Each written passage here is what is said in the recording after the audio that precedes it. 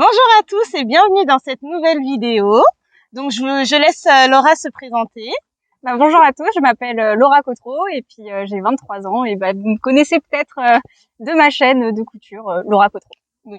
Donc du coup, on se retrouve pour une nouvelle vidéo qui est une interview Histoire Couture avec Laura. Donc on va connaître son histoire et en connaître un petit peu plus aussi sur sa marque qu'elle va prochainement lancer. Donc on est parti pour cette vidéo.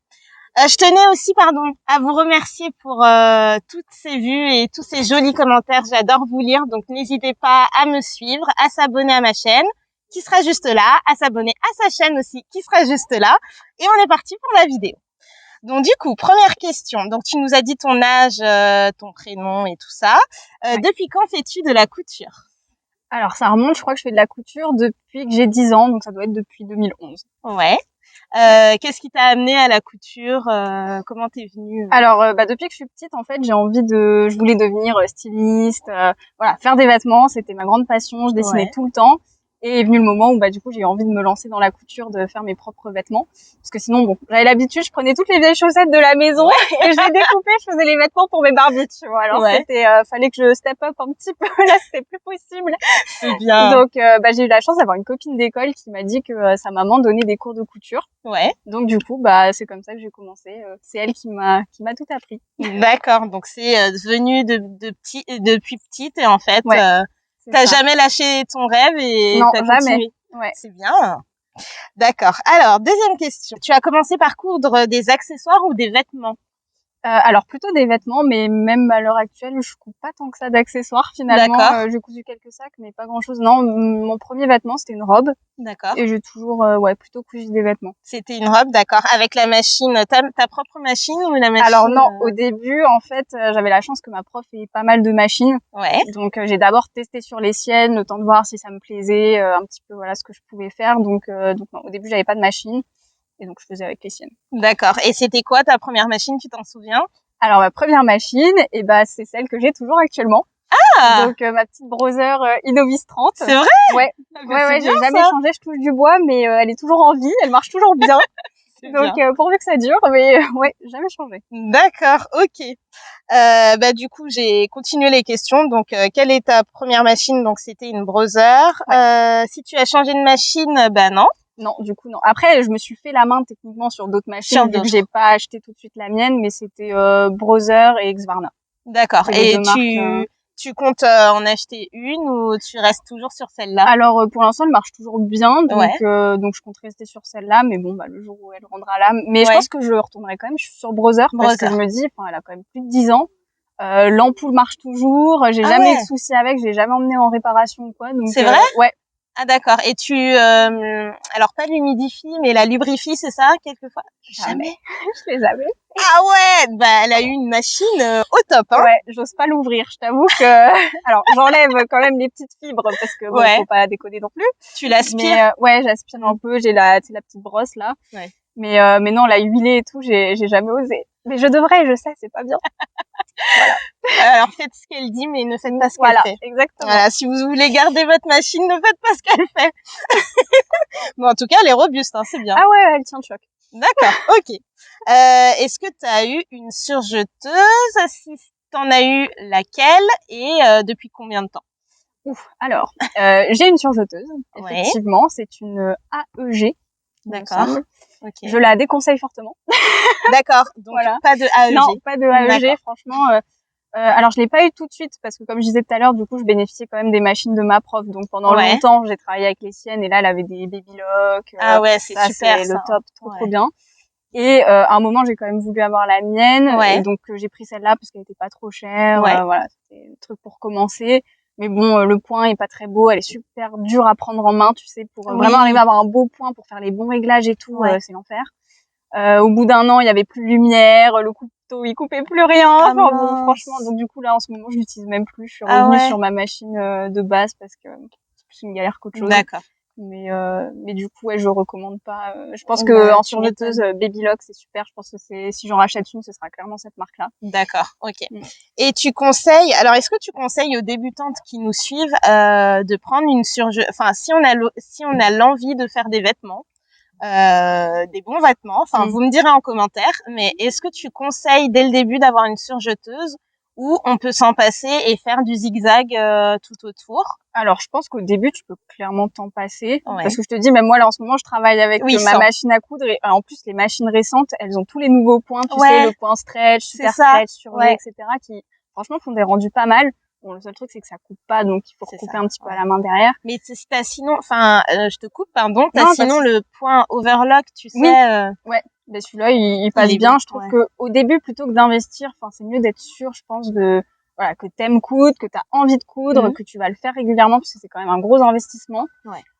Et chiant. Voilà, une fois que t'es sûr que t'es décidé, je pense qu'il vaut mieux investir dans un bon modèle, pas comme j'ai fait moi. Voilà, économiser, attendre un petit peu, se payer une bonne surjeteuse que tu peux garder longtemps et qui va faire des belles finitions et après voilà, sûr quand on a une, ça va plus vite. Bah oui. Quand tu veux assembler du stretch, du jersey, là c'est génial. C'est de la crème. Ouais. Mais voilà. D'accord. Patienter pour mieux apprécier après.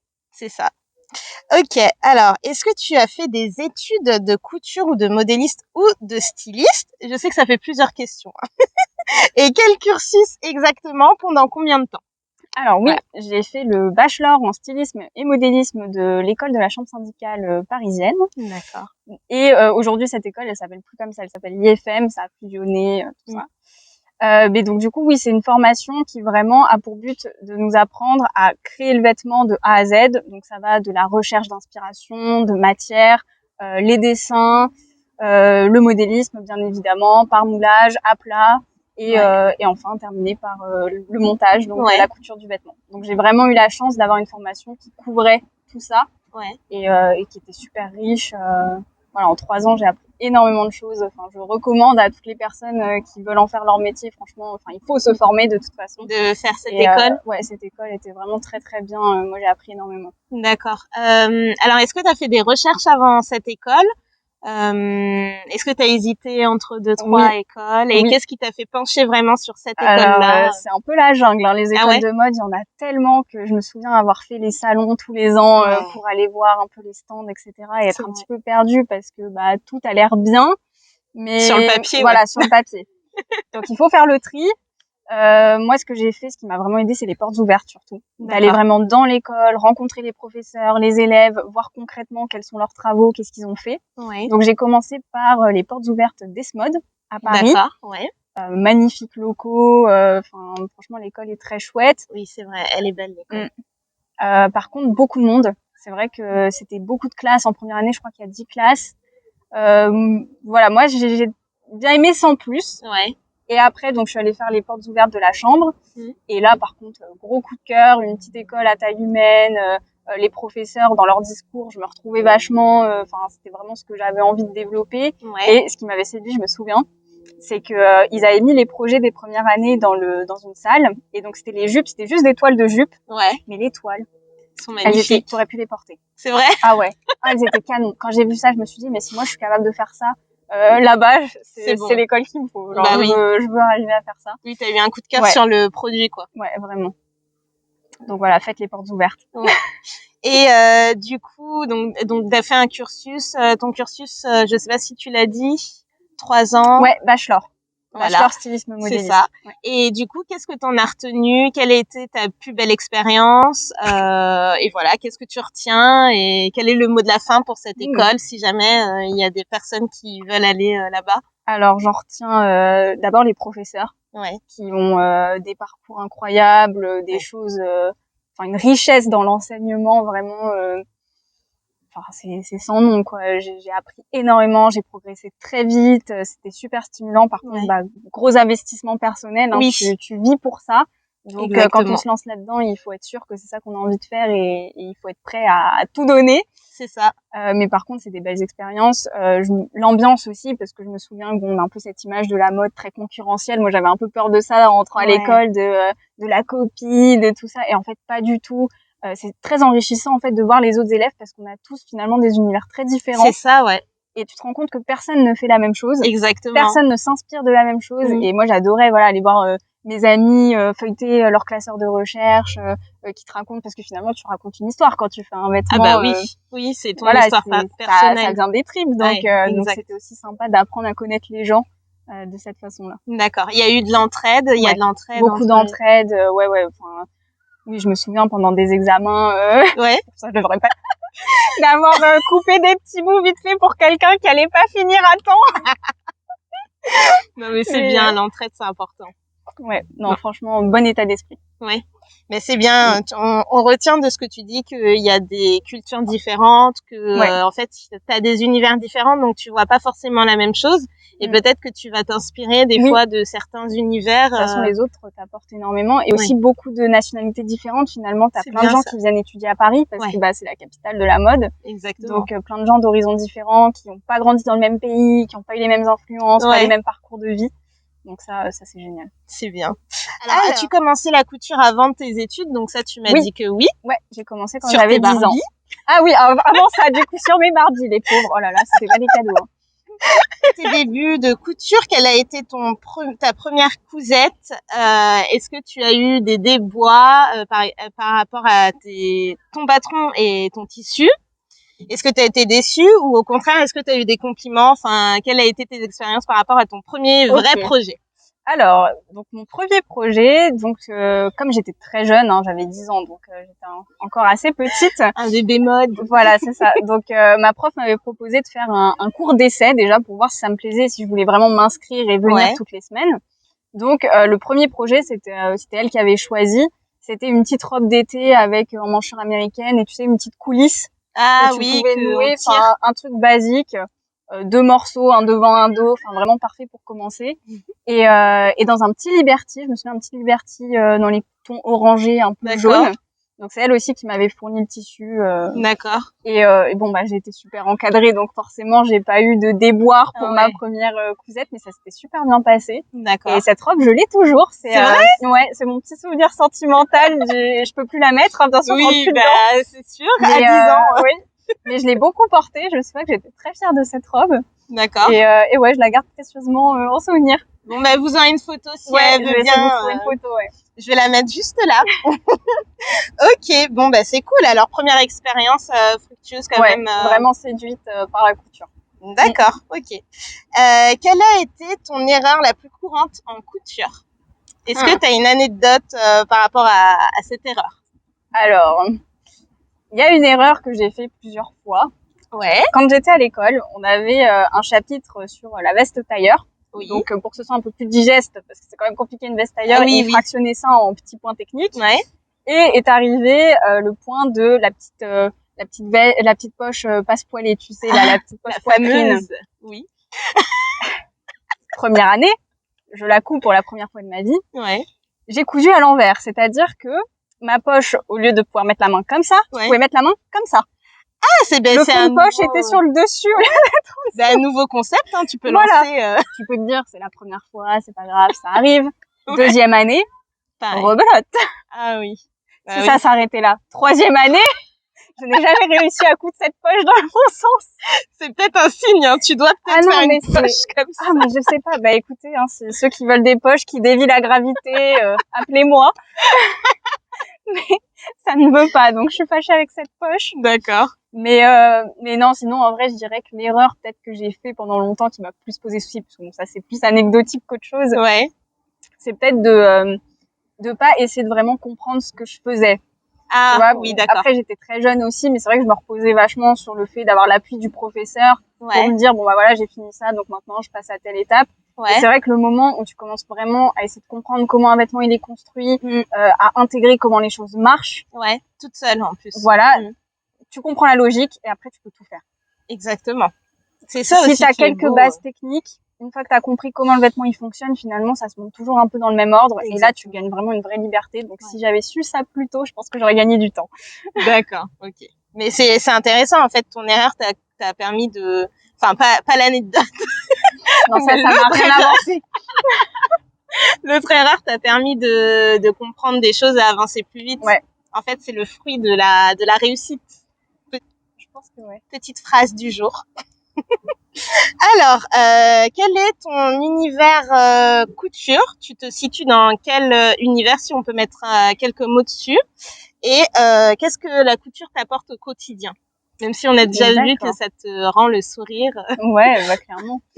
Alors en termes d'univers, je dirais que moi je coupe beaucoup de basiques, intemporels. Voilà, moi j'aime les vêtements que tu peux garder longtemps, parce que je trouve que quand tu couds quelque chose, t'y mets du temps. Exactement. Donc c'est pas pour t'enlacer au bout d'une semaine. Et j'ai remarqué qu'aussi quand je couds des choses trop excentriques, j'ai tendance à pas les mettre après et c'est dommage. Donc voilà, plutôt des basiques que je peux garder. Moi j'aime bien les vêtements qui ont des petits détails, des jolies finitions, qui sont pas forcément excentriques dans leur forme. Oui. Mais qui vont avoir une petite poche un peu travaillée, un petit poignet, des fonces, voilà, un petit quelque chose en plus qui les rend intéressants. D'accord. Et de plus en plus, j'essaye aussi d'amener plus d'écologie dans mes cousettes, de mieux choisir mes tissus, de privilégier les matières naturelles, bien sourcées, d'acheter moins. Voilà, donc j'essaye vraiment d'intégrer cette démarche-là. C'est important. En ce moment, c'est vraiment sur ça que je me focalise. D'accord. Ok. Alors, question suivante. Comment trouves-tu ton inspiration pour tes coutures ou tes patrons? Alors, pour mes inspirations, souvent, je cherche pas mal sur Instagram. Je regarde pas mal aussi tout ce qui est un peu l'histoire du vêtement. Et ça, je crois que c'est un peu la déformation de ma formation. On nous a un petit peu appris à chercher comme ça. Donc, à la fois, voilà, les vintage, reprendre des éléments, les moderniser. D'accord. Voilà, des belles images d'Instagram. C'est pas forcément des vêtements forcément, oui, c'est ça que j'allais poser comme question. Des ambiances, ça peut être de l'architecture, ça peut être une œuvre d'art, ça peut être des peintures. Enfin voilà, n'importe. En fait, j'y vais un peu au feeling. C'est un peu le truc de j'ouvre mon ordi, que ce soit Instagram, Pinterest, voilà, je scrolle. D'accord. D'ailleurs, j'ai un petit compte où j'ai que les autres comptes que j'aime bien, c'est un compte dédié à ma recherche iconographique, donc je vais dessus, je scrolle, et quand j'ai une image qui me parle, je cherche pas forcément à savoir pourquoi, juste je la mets de côté, et après je regarde un peu l'ensemble, et je vois ce que ça m'évoque, et je fais du tri, et j'essaye d'en faire quelque chose comme ça. Ok. Tu dessines beaucoup ou alors j'ai moins le temps en ce moment, mais c'est vrai qu'à une époque je dessinais énormément, donc je fais toujours un petit croquis quand j'ai une idée en tête. Ou sauf si des fois je tombe sur un patron où je me dis là il y a tout ce qu'il me faut, là c'est top, mais sinon j'essaie toujours de passer un petit peu par le dessin. Ok. Et question bonus que je n'avais pas, est-ce que ton croquis que tu fais match parfaitement avec ton patron après ce que tu vas faire pas toujours, après. Pas forcément. D'accord. Ça dépend. En fait, des fois, oui, en construisant le vêtement, tu sais, tu fais le petit essayage là quand il est moitié fini, et puis là tu te dis mais finalement en fait j'enlèverais plutôt ça. Ou je rajouterais ça. Et non, ça peut évoluer. Ok, d'accord. Du coup, j'ai rajouté une question, je ne sais plus où j'en suis.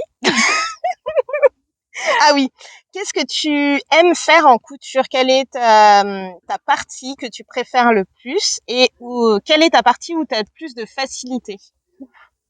Alors là, j'ai un type de vêtement en tête. Moi, j'aime beaucoup coudre les chemises. D'accord. Ça, c'est un truc, je sais pas pourquoi, j'aime bien. D'accord. Les coutures anglaises, les trucs comme ça, Ah, le truc le plus compliqué, quoi. Mais moi, je suis un peu bizarre, j'aime bien les trucs chiants qui prennent du temps. Les coutures à la main, les trucs comme ça, ça j'aime bien. Okay. C'est les trucs où tu peux te poser devant la télé et tu fais ça, et moi ça me détend. Oui, c'est vrai. Je sais qu'il y a des gens, ça les stresse et ils détestent ça, mais moi j'aime bien. Donc les trucs comme ça. Après, vraiment un point que je pense que j'aime bien c'est un peu la phase finale où t'assembles les côtés et où d'un coup ton vêtement il ressemble à quelque chose. Il passe de tissu plat à d'un coup un truc en volume qui est vraiment où tu peux te projeter dedans. Ça, c'est un peu la phase satisfaisante où tu te dis ça y est, je touche au but. Exactement. T'as presque fini. Après, il te manque l'ourlet, tout ça. Et là, tu l'essayes et tu fais oh merde, c'est pas du tout ce que j'avais en tête. Et là, la désillusion. C'est ça. Et là, partie retouche enclenchée. Oui. On adore. Je te jure. Alors, pour tout ce qui est nouveau bébé, ton projet, donc ton projet, est-ce que tu peux nous parler un peu plus de ton projet? Alors, elle a déjà fait une vidéo à ce sujet. Je vous mettrai la vidéo en barre d'infos, qui est très intéressant. Et du coup, pour celles qui ne savent pas déjà qu'elle a un nouveau projet, donc je te prie d'en parler et de me dire un peu plus d'où ça vient. Voilà. D'accord. Et qu'est-ce qu'on va y trouver dedans? Oui. Alors, en ce moment, je travaille sur le lancement de ma marque de patron de couture. Donc, en fait, cette idée, elle est venue du fait que, bah voilà, quand j'ai commencé la couture, j'étais un peu bloquée parfois parce que il y avait des points techniques que je devais faire et j'étais toute seule, j'avais pas de professeur à qui demander et pas forcément les ressources dans les livres ou même sur internet, j'avais du mal à trouver ce qui me manquait. J'aurais bien aimé avoir un appui, une petite vidéo qui soit claire, bien expliquée, qui puisse me débloquer. Et en parallèle de ça, j'avais aussi envie de plus personnaliser mes vêtements parce que j'avais jamais le patron qui collait exactement à ce que je voulais, mais en même temps, j'avais pas forcément le niveau pour modifier moi-même. Donc ces deux choses-là ont fait que l'idée de Modulab, donc la marque de patron que je suis en train de lancer, est née. Et donc le concept de cette marque, c'est que vous pouvez composer vous-même votre patron. Donc vous avez d'abord un choix de base. Donc ce que j'appelle une base, c'est vraiment le corps du vêtement qui peut être porté seul, si c'est une robe d'été ou un top sans manches. Voilà, vous pouvez tout à fait avoir un vêtement qui existe avec juste cette base-là. Exact. Et ensuite vous venez greffer dessus ce que vous avez envie, donc différentes manches, différents cols, différentes poches, différentes ceintures. Enfin voilà, il y a vraiment mon but, c'est de proposer le plus de personnalisation possible. Donc bien sûr, ça va s'étoffer avec le temps. Mais voilà, pour que, en fait, le but, c'est de mâcher le travail tout simplement. Vous choisissez, vous composez votre truc et boum, c'est prêt à partir. Et ensuite, vous avez un tutoriel vidéo pour vous expliquer pas à pas comment coudre et pas juste la gamme de montage. Elle existe bien évidemment. Il y aura des schémas parce que je sais qu'il y a des gens qui aiment bien ça et qui sont plus à l'aise en couture, qui n'ont pas forcément besoin d'un tutoriel vidéo. Mais pour les débutants, voilà, vous aurez tout le pas à pas expliqué. Bah ça, je trouve que c'est intéressant parce que, comme tu dis, il y a beaucoup de projets comme le tien qui ont abouti et qui ont déjà une plateforme. Mais le tien, je trouve qu'il est bien parce que en fait, tu as beaucoup de patrons, donc beaucoup de possibilités, et en fait, tu donnes des vidéos tutoriels. Et moi, je sais que même si je sais coudre, je vais m'en sortir, voilà, avec un carnet, un livret. Mais je préfère beaucoup plus la vidéo. Pourquoi? Parce que déjà pour découvrir si la personne fait la même chose que moi, parce qu'il y a différentes techniques, par exemple pour coudre une fronce, pour assembler. Il y a beaucoup de techniques, tu vois. Et j'aime bien apprendre en même temps. Donc moi, ce que je fais, la simplicité, mais par exemple, la simplicité des fois ne donne pas des finitions excellentes. Et je trouve que c'est intéressant d'apprendre en fait par rapport. Des fois, tu as des méthodes qui peuvent sembler techniques comme ça, mais finalement, quand tu les suis, c'est beaucoup plus facile que de faire à l'instinct en mode un peu galère, où finalement tu vas passer plus de temps et le résultat va pas être fou. Quand on t'explique juste le petit truc qui, ah bah oui, mais en fait, c'est super simple, tu vois. Donc si je peux apporter ça, franchement, enfin c'est mon but ultime de simplifier la vie. Et puis aussi quand tu fais un projet couture, c'est un moment de détente. C'est pas fait pour se prendre la tête sur la gamme de montage et se dire oh là là, mais je sais plus quoi faire, machin. Là, je pense qu'en vidéo, c'est beaucoup plus fluide. Et puis la couture, c'est visuel. Enfin, moi, j'ai appris parce qu'on m'a montré. Donc ouais, je pense que la vidéo, c'est vraiment important. Je trouve que tu fais, déjà, c'est un boulot monstre, hein, ceux qui le savent pas. C'est vraiment un boulot monstre. Donc, donc elle va sortir prochainement et merci à toi de nous proposer encore, d'apporter de la diversité par rapport à toutes les différentes manches, bustes, enfin, tout ce que tu vas faire. Donc, merci à toi. Avec plaisir. Et puis après, je pense qu'aussi quand tu crées une marque, le moment où elle sort, elle t'appartient plus. Elle appartient aux personnes qui vont en profiter. Donc, moi, ce que j'aimerais aussi, dans le futur, c'est vraiment développer les designs en accord avec, ma communauté, les gens qui me suivent, qui puissent faire des propositions, vraiment être proactif dans le projet, me dire, bon, voilà, nous, on a envie de telle manche, on voudrait telle coupe, telle forme, et pouvoir travailler ensemble sur, des collections qui correspondent vraiment aux envies de tout le monde, quoi. C'est super ta demande. N'hésitez pas du coup à la suivre sur Insta et sur YouTube et à lui dire par exemple de quoi vous avez envie. Je prends note de tout et j'essaye de faire au mieux pour satisfaire vos envies. C'est bien. Merci en tout cas. J'ai hâte de voir ce que ça va donner. Alors, on continue dans les questions. Est-ce que tu peux nous dire un peu plus sur l'éventail des tailles, comment tu grades et si tu as envie d'ailleurs et voilà de nous dire un peu parce que je sais qu'il y a beaucoup de personnes qui aimeraient savoir ça pour elles-mêmes. Donc bien sûr, c'est important. Alors, pour les premiers modèles, ils iront de la taille 32 à 44 plus. Alors, je dis 44 plus parce que Moi, je suis plutôt sur des modèles qui sont pas forcément très ajustés, plutôt oversize. Parce que voilà, les modèles très ajustés, je trouve qu'il y a déjà pas mal finalement de propositions. Belen Paris, par exemple, fait ça très bien. Elle fait ça à merveille. Donc c'est vrai que moi, je me sens plus à l'aise avec les vêtements qui sont un peu plus amples. Et voilà, ça me correspond mieux. Et puis voilà, je me sens plus à l'aise avec ça. Et du coup, la taille 44 va s'adapter à plus haut. Elle peut aller jusqu'à une taille 52 en réalité. C'est juste que voilà, sur le premier modèle que je vais proposer, c'est un modèle donc assez ample qui peut se porter ceinturé.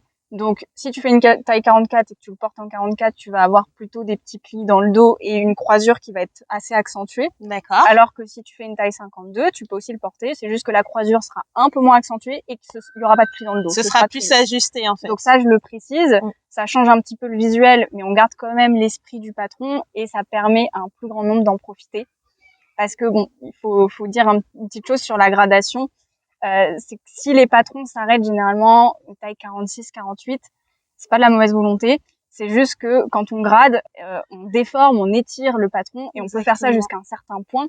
Passer une certaine taille, ça ressemble plus à rien. De tomber, on le perd totalement. Et il faut recommencer le travail de zéro. Donc c'est le double de boulot, c'est le double de temps. Pour des marques, c'est le double d'argent aussi. Donc c'est compliqué à l'heure actuelle pour moi quand je débute de faire tout de suite des tailles au-delà du 50, ce que j'aimerais faire vraiment à l'avenir, parce que je pense que voilà, être le plus inclusif possible, c'est clairement le but. Donc pour l'instant voilà, j'essaye de passer par ces petits systèmes qui m'obligent pas forcément à refaire la gradation, mais qui permettent au plus grand nombre de profiter quand même des patrons. Alors faut le savoir, elle est toute seule dans son voilà. Faut le savoir, c'est pour ça qu'elle dit que c'est le double de travail et que ça modifie le patron en fait. C'est parce que c'est plus du tout les mêmes volumes, les mêmes chiffres. On traite plus le corps de la même manière. Par contre, j'ai eu la chance, parmi mes testeuses, d'avoir une dame qui a pris le temps de parler avec moi de justement sa morphologie, parce qu'elle fait une taille 52. Donc de quels étaient ses besoins, un petit peu comment je pouvais adapter mon patron pour qu'il aille le mieux possible à son corps. Et ça, c'est super enrichissant. C'était vraiment une belle expérience et j'ai envie de continuer à travailler avec des gens comme ça pour à l'avenir essayer de développer au maximum des vêtements qui peuvent correspondre au plus grand nombre, parce que je sais que si des gens se tournent vers la couture, c'est aussi pour ça, pour trouver ce qu'ils ne trouvent pas dans le commerce. Donc voilà, c'est en cours, hein. Ça avance tranquillement. Mais... merci aux testeuses du coup. Oui, vraiment. Alors, sur quel site tu développes tes patrons, si tu veux nous en dire plus? Alors, je fais tout sur Illustrator. Donc, je fais d'abord un patron papier, vu que je travaille par moulage, je le scanne et ensuite je le retravaille sur Illustrator. D'accord, ok. Prochaine question, sur quel logiciel tu fais ton site, si tu as un hébergement spécifique? Alors, je t'avoue que c'est pas moi qui fais mon site, c'est le seul truc où je me suis fait aider par voilà, une entreprise, une agence de communication qui travaille sur le site, donc c'est eux qui connaissent tous les détails. Je t'avoue que moi je saurais pas trop te dire exactement le site, mais voilà. Ok, pas de souci. Quel logiciel utilises-tu pour digitaliser tes patrons? Alors là, tu viens de nous dire que en fait, tu les informatises. Je sais pas si c'est comme ça. Oui, en fait, je prends vraiment le patron papier. Ce que je fais, c'est que je vais en imprimerie, vu qu'ils ont des imprimantes plutôt en format A3. Je scanne en plusieurs morceaux, je les regroupe ensuite sur l'écran, et après je les redessine sur Illustrator et je fais ma gradation sur Illustrator. D'accord, ok. Alors du coup, est-ce qu'il y aura plus tard des patrons pochettes ou ce sera que PDF? Alors ça tombe bien, tu vas peut-être avoir une exclue. Ah Parce que j'ai pas mal parlé donc avec ma communauté sur Instagram, et c'est vrai qu'il y a une demande de patrons pochettes. À la base, je pensais pas en proposer parce que juste c'est une question de logistique en fait. C'est que là, je suis divisée entre YouTube, les patrons. Il y a que 24 heures dans une journée, donc je peux pas en plus gérer l'impression, l'emballage des pochettes plus les envois, parce qu'il faut aller tous les jours à la poste.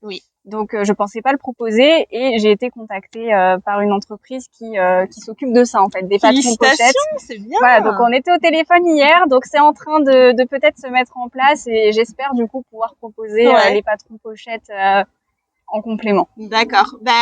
Ceux qui regardent la vidéo, dites-nous en commentaire si vous êtes plutôt team patron pochette ou team PDF, ça lui donnera une information. Team pochette, je déteste les PDF. Ouais, je sais. À chaque fois que, par exemple, j'achète chez Makerist, et en fait, je les imprime, je vais chez mon imprimeur et en A0. Oui, alors moi je pensais proposer le A4 et le A0, mais c'est vrai que je comprends le confort de la pochette. Ah ouais, non, c'est horrible. C'est horrible, le PDF. Mais d'un côté, moi, je suis hyper impatiente, tu vois. Si je tombe sur un patron où j'ai le coup de cœur, je veux le coudre demain, tu vois. Donc, du coup, j'aime bien le fait de pouvoir l'imprimer direct à la maison et de tout de suite pouvoir commencer à travailler dessus, mais c'est vrai. Mais après, il y a des personnes qui aiment bien faire ça devant la télé, tu sais. Ça détend et tout. Mais moi, j'ai trop peur que, déjà que mon imprimante n'imprime pas bien le carré, tu sais. Donc, c'est 60 feuilles jetées pas jetées à la poubelle, mais t'imprimes que la première. Ouais, c'est ça. Et puis après, tu lances le reste. C'est ça. Et puis j'ai peur aussi de mal assembler, tu sais, moi. Ouais. Moi, c'est pochette, hein. On a compris le message. C'est ça. Alors, est-ce que tes études t'ont suffi à fignoler ton projet ou est-ce que tu as dû te former dehors ou prendre des spécialisations pour y aboutir? Alors, mes études m'ont quand même énormément servi, je pense qu'à 80%. Après, Illustrator, c'est vrai qu'il a fallu quand même que je le prenne un peu plus en main parce que je l'utilisais pas autant à l'école, donc ça a demandé quand même un petit temps d'adaptation. Et après, je dirais que l'entrepreneuriat, il y a aucune école qui te prépare à ça. C'est vrai. Donc je dirais que c'était plus sur toute la partie administrative, légale, etc. Ça, c'est vraiment un truc, j'avais aucune notion. Mais pour les personnes qui aimeraient aussi se lancer, on a la chance en France d'avoir beaucoup de formations qui sont gratuites, financées par l'État ou par le compte pro de formation si vous en avez un. Et moi, j'ai eu la chance de faire ça dans ma région, des petits stages pendant 3 semaines où on m'a appris de A à Z comment tu crées, comment tu structures une entreprise. Et ça, mais je les remercie parce que franchement, quand tu te lances, c'est un peu la jungle. Donc, d'avoir ce cadre, des experts, des professionnels à qui tu peux poser des questions. Et ça ne m'a rien coûté. Donc ça, il faut le savoir. Et puis, c'est bien parce que, moi, je sais que je respecte beaucoup celles qui se lancent toute seule, sans rien, parce que en fait, t'es autodidacte dans tout et tu dois tout gérer toute seule. Et je sais que c'est compliqué, c'est surhumain. Donc en fait, au début, tu te donnes 24 heures sur 24 à ton entreprise. Et après, si tout le monde veut bien, ça va aller. Mais au début, tu tâtonnes en fait. T'es là, tu dis je vais faire ça, mais en fait non. Et puis en fait si. Enfin voilà quoi. Donc, de toute façon, c'est sûr que tu vas te tromper, que tu vas te heurter à des murs, qu'il va falloir s'adapter, etc. Mais c'est une aventure qui est fantastique et qui est merveilleuse. Enfin, je conseille à tous les gens qui ont envie de se lancer, franchement, foncez parce que il y a de la place pour tout le monde. Comme vraiment. Il y a des étoiles dans le ciel, il y en a plein. Et c'est pareil sur Terre, il y en a plein. Et puis voilà. Donc je te respecte, hein. Mais c'est très très bien ce que tu fais. Alors, qu'est-ce que tu préfères patronner ou quel est ton patron favori du moment? Alors, personnellement, ce que j'aime bien patronner, c'est comme ce que j'aime bien coudre, plutôt les chemises ou en tout cas les hauts. Ça, c'est vrai que tout ce qui est vêtements du haut, c'est ce que je préfère faire. Mais bizarrement, par contre, mon patron préféré du moment, c'est le Babette de Fibre Mood. C'est vrai? Ah ouais, j'en ai cousu tellement. Genre j'en ai déjà cousu 2, là j'en ai un sur moi. Ouais. Et j'ai encore coupé un short. Si tu Vous l'avez peut-être déjà vu sur ma chaîne. Voilà, le petit Babette hacké avec les poches plaquées et puis la petite braguette boutonnée. Oui, je crois que t'en avais parlé de la braguette. J'en avais parlé. Le tuto est dispo si vous voulez faire la même chose. Ce sera en bas d'infos. Mais ouais, j'adore ce patron de pantalons parce que patronner des pantalons, c'est quand même c'est un challenge. C'est quand même fastidieux, donc c'est vrai que d'avoir celui-là qui me plaît, qui je trouve correspond à ma morphologie, c'est assez chouette. C'est parfait. Donc là, j'ai encore un short de coupé, pas encore monté, mais on est parti pour le 3e, quoi. D'accord. Et du coup, c'est un haut que t'as fait, donc est-ce que tu peux nous parler de ton haut? Ce haut, en fait, il faisait partie de ma collection de fin d'études. Quand j'étais à l'école, en fait, j'avais fait une collection où le but c'était que les vêtements soient modulables. Donc vous voyez déjà la petite idée de la marque de patron. En fait. Donc en fait celui-ci on peut lui ajouter des manches, il peut se transformer en t-shirt. D'accord. Et si tu veux je t'enverrai des petites photos du shooting de la collection si vous voulez voir un peu dans sa globalité. Mais c'est vrai que du coup je le garde et je le reporte. Voilà. Donc quelles sont les spécificités de ton t-shirt Alors donc c'est un débardeur en somme plutôt classique, un peu large. Et donc en fait la petite patte qu'on voit ici, c'est la patte qui permet, en fait, quand on la défait, il y a un petit bouton qui permet de venir accrocher les manches et il y a des boutons qui sont aussi masqués à l'intérieur. C'est bien, ça, c'est une bonne idée, ça. Très bien. 200 boutons sur la collection, les cousus. Waouh! Autant vous dire, j'ai regretté l'idée. Ah oui. Ah là, oui. Encore, les boutonnières, c'est pire que les boutons. Bah oui. Non, mais ça aussi, on ne dit pas assez, mais. Les boutonnières, c'est l'enfer. Ah non, mais si tu fais pas 15 000 tests avant, Et c'est toujours la dernière qui marche pas. Exact. Ouais. Bon, bah, ça va, on a les mêmes soucis. Voilà. Rassurant ou pas. Mais non! Au moins, on sait que c'est ça un souci. Ouais, clairement. Alors, quelles sont tes boutiques en physique ou en ligne préférées pour les tissus ou les merceries? Alors, mercerie, si vous êtes sur Paris, Fil 2000. Oui. Je sais pas si, je suppose que t'es déjà allée. Oui, je suis déjà allée. Ça, rapport qualité-prix, on peut pas faire mieux. Bon, faut s'armer un peu de courage parce que la boutique est petite et il y a souvent du monde. Ah ouais, mais tu fais la queue même à l'extérieur pour y aller. Hein. Mais ça vaut la peine. Franchement, moi, c'était ma boutique. J'ai acheté toutes mes fournitures là-bas quand j'étais sur Paris. Ouais. Après, pour ce qui est des tissus, j'ai pas mal changé ces derniers temps. Maintenant, j'essaye plus. J'aime bien Filetic et Fibre Bio. D'accord. Ce sont des magasins, voilà, de tissus éco-responsables, beaucoup de matières naturelles avec des certifications plutôt biologiques, voilà, des teintures respectueuses de la peau, de l'environnement, etc. C'est des choses auxquelles j'essaie de faire attention. Mmh. Et sinon, j'ai jamais testé, mais j'aime beaucoup les tissus Atelier Brunette. Oui. Je coupe pas beaucoup d'imprimés, mais les leurs, ils sont beaux. J'ai un gros stock de tissus à la maison, donc je me retiens, je me dis non, tu n'achèteras pas tant que tu n'auras pas fini ton stock de tissus. Ah bah, t'es bien toi, moi je suis le contraire. Mais à la minute où je le finis, je vais chez Atelier Brunette, je pense. Oui, alors c'est très bien ce qu'elle dit, je devrais faire pareil. Mais vous me connaissez maintenant si vous avez vu mon haul et les partenariats en plus ça j'achète. Ouais, non, moi je suis pas comme ça. C'est dès que j'ai un coup de cœur, j'achète. Moi là, par exemple, j'ai acheté chez Toretto Tessuti. Ouais. Comme Louise, en fait, elle a acheté, tu sais, une rayonne avec des petites paillettes.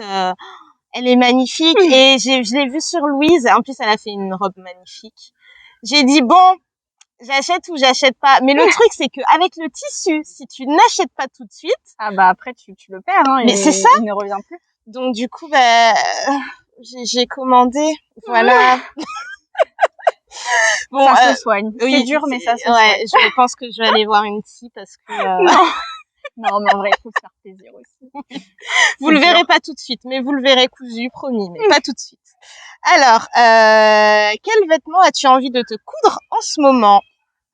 Alors, des vêtements d'été, parce que j'admire les gens, tu sais, qui arrivent l'hiver à coudre leurs vêtements d'été et l'été à coudre leurs vêtements d'hiver, ce qui finalement est beaucoup plus logique parce que tu peux en profiter beaucoup mieux. Mais en été, j'ai envie de coudre de l'été, en hiver, j'ai envie de coudre de l'hiver. Ouais.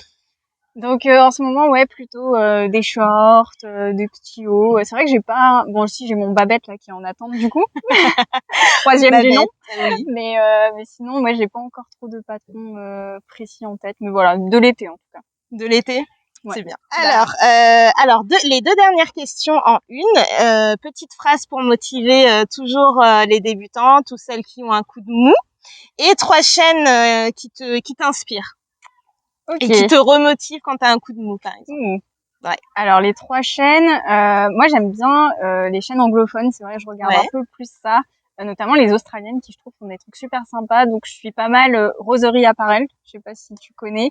C'est Janelle. Alors elle a un style qui est assez différent du mien, mais je trouve c'est tellement apaisante. Genre vraiment elle te met toujours la petite musique qui va bien, elle est super douce. Donc c'est vrai que elle c'est vraiment la chaîne Feel Good. D'accord. Après j'aime bien The Essentials Club. D'accord. Elle c'est en fait elle c'est vraiment son style que j'aime beaucoup et pareil elle est très éco-responsable, elle fait un peu plus de l'upcycling. Ouais. Elle a toujours des bonnes idées. Alors en termes de finition, je cringe un peu des fois parce que ça c'est la professionnelle qui reprend dessus.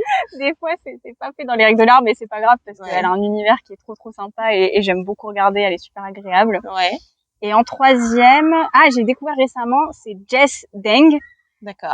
Où elle en fait elle fait que à partir de vêtements déjà existants. Donc, par exemple, elle te prend une chemise d'homme et elle te fait un vêtement totalement différent. Et ça, j'admire de ouf parce que moi, je sais faire avec du tissu, mais c'est vrai que travailler des vêtements déjà faits, je trouve ça super dur. Et elle fait des trucs. Et en plus, quand tu la regardes, ça a l'air super facile. Ah, c'est bien. Donc, je la trouve très inspirante pour ça. Et je me dis que pour les gens qui n'ont pas forcément beaucoup de tissu chez eux, et ça peut donner un peu une seconde vie aux vêtements. Donc, vraiment chouette chaîne. Et donner une petite phrase. Oui. Je dirais que s'acharner, c'est contre-productif. Ok, parce que finalement, tu te rends compte que quand tu bloques sur un projet ou quand coudre après 22 heures, c'est jamais trop une bonne idée, en tout cas chez moi. Que finalement tu t'acharnes et puis tu vas faire plus d'erreurs, tu vas te dégoûter, etc. Il vaut mieux faire une pause, même des fois coudre autre chose, et puis revenir plus tard à tête reposée. Je sais que moi c'est un truc qui m'a joué des tours, de trop vouloir m'acharner sur des trucs, et au final après tu te dégoûtes et pendant quelques temps tu vas même plus avoir envie de coudre. Oui. Donc franchement non, allez faire autre chose, sortez, allez prendre un thé, je sais pas, mais et revenez plus tard parce que le résultat il sera que meilleur. Mais c'est vrai ce que tu dis. Des fois, par exemple, tu reviens le lendemain ou 15 minutes après, et en fait, ce que tu bloquais se débloque c'est ça. Naturellement. Parce qu'il faut sortir du truc. En fait, t'es dans ton... Et puis tu vois plus rien. C'est ça. Bon, on en a fini. Comme vous le savez, suite à ma vidéo partenariat avec Cousette, j'ai décidé de faire vivre mon partenariat comme avec Frandy Couture, mais avec Laura. Et du coup, le tissu, là, j'ai un peu peur quand même de lui offrir le tissu, parce que je suis pas sûre, mais vous aurez sa réaction en live and direct. Donc j'y vais de ce pas chercher de nouveau là, et je vais offrir le tissu surprise de chez Cousette à Laura. Donc j'espère qu'il te plaira. Non, il est trop cool. C'est vrai? Ouais, vraiment. Ah oui. Dans les couleurs, c'est nickel. Oh, trop bien. Attends, je le montre à la caméra pour qu'on le voit bien. Donc celui-là, je l'ai pas encore. Donc si vous avez vu ma vidéo précédente, je ne l'ai pas encore montré parce que du coup, ça gâche la surprise si je le montre avant. Ah puis tu vois, je voulais coudre de l'été. En plus, il va être nickel. Donc go faire une belle robe. Mais j'espère que t'aimes bien. Je vais faire une robe longue là. Si tu m'as dit qu'il y a 3 mètres. Ouais, il y a 3 mètres. Donc du coup, je voulais pas présenter. Donc ce tissu, il y aura les infos sur la vidéo. C'est une viscose. Donc pas transparente du tout et assez fluide. Et le tombé est juste magnifique. En fait, il est pas très léger, pas trop lourd non plus. Donc merci beaucoup. En tout cas, de rien. Je suis gâtée. Oui. Donc n'hésitez pas à nous suivre. Vous aurez toutes les chaînes en barre d'informations ou sinon déjà dans la vidéo. J'espère que vous avez apprécié cette vidéo. N'hésitez pas à nous suivre. Elle sur Instagram parce qu'elle poste beaucoup de choses sur Instagram. Des petites actus, notamment sur l'avancée de Modulab pour ceux que ça intéresse. Exact. Et moi aussi sur Instagram et sur YouTube. Donc j'espère que ça vous a plu. N'hésitez pas à parler avec nous en commentaire. On se fera un plaisir de vous lire. Et puis bonne journée ou bonne soirée. À bientôt.